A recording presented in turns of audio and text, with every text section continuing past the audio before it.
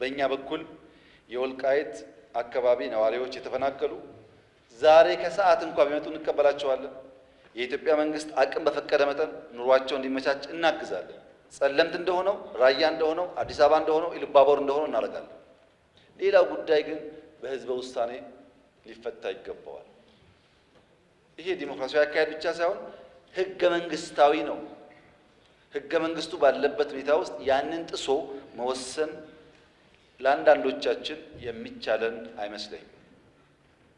በዚህ አግባብ ቢታይ መልካም ነው። ፕሪቶሪያ ፍቱን መድኃኒት ነው። ቅድም እንዳልኩት አሸንፈን ሰላሙ ይሻላል ብለን ነው የተፈራረምነው።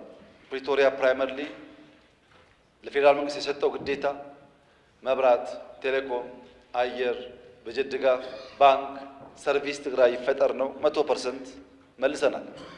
100% ከዛ በላይ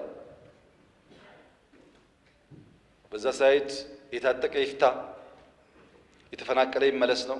ከፊሉ መጥቷል፣ ከፊል ይቀራል። አሁንም እዛ ላለው ኃይል የኔ መልእክት ህዝቡ ወደ ቤቱ ይግባ፣ ወደ ቀዬ ይግባ፣ ስራውን ይስራ። እኛ ፖለቲካሊ እንጨቃጨቅ ስለ ቀለሙ ጉዳይ ህዝብ እያሰቃየን አይሁን የሚል ነው። ትግራይውን አንጻራዊ ሰላም አለ። እንደምታስታውሱት ከህዝብ ጋር ውይይት አድርጌያለሁ። እኔ ከተለያየ ወረዳ መጥቶ ተወያይተዋል። የሀገር ሽማግሌዎች፣ የፖለቲካ ሰዎች ብዙ ስብሰባ አድርጌያለሁ። የትግራይ ህዝብ ሰላም፣ ልማት ይፈልጋል። የትግራይ ህዝብ አሁን ካለበት ውጥንቅጥና አረንቋ የሚያወጣው እንደ ሌሎች አካባቢዎች ራሱ ተግቶ ለፍቶ መልማት ይፈልጋል። የትግራይ ህዝብ ከሌሎች ወንድም ኢትዮጵያውያን ጋር በሰላም መኖር ይፈልጋል። ታዲያ ችግሩ ምንድነው ያላችሁ እንደሆነ ይሄ ስልጡን ፖለቲካ የሚያቅ የታገለ ያታገለ ህዝብ መድረክ እንጂ ተዋናይ መሆን አልቻለም። በፖለቲካ አውድ ውስጥ መድረክ እንጂ ተዋናይ መሆን አልቻለም። መድረክ ይጫወቱበታል እንጂ አይጫወትም። የትግራይ ህዝብ ከመድረክነት ወጥቶ የፖለቲካ ተዋናይ ለመሆን ራሱን በአዲስ ቲንኪንግ መቃኘት አለበት። ሁል ጊዜ በአንድ አይነት አስተሳሰብ የምንቆይ ከሆነ ብዙ ነገር ሉዝ እናደርጋለን። ድሮ አባባል ነው፣ አሁን ግን ይታያል።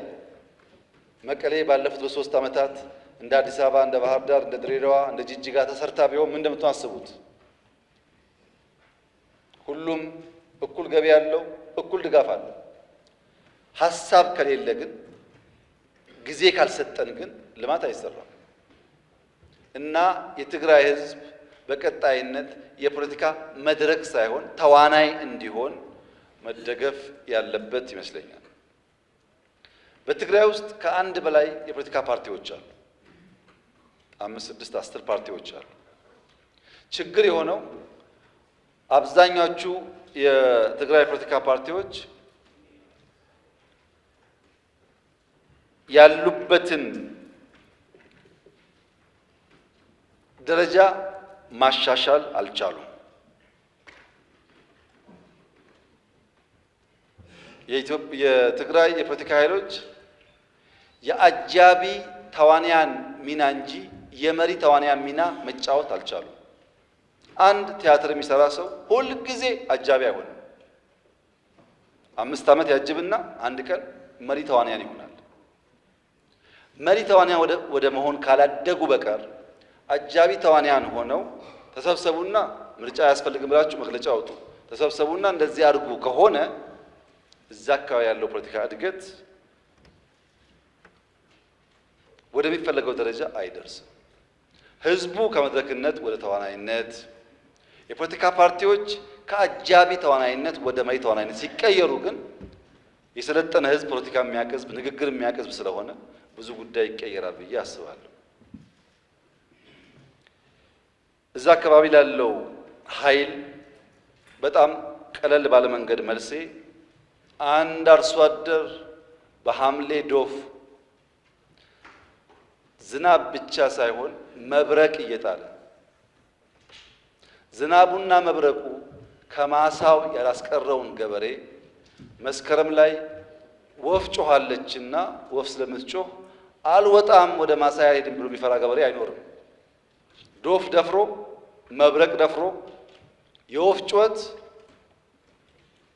ሲሆን እንደ ሙዚቃ ያየው ይሆናል እንጂ የወፍ ጩኸትን ፈርቶ ከማሳው አይከለከልም አይቀርም።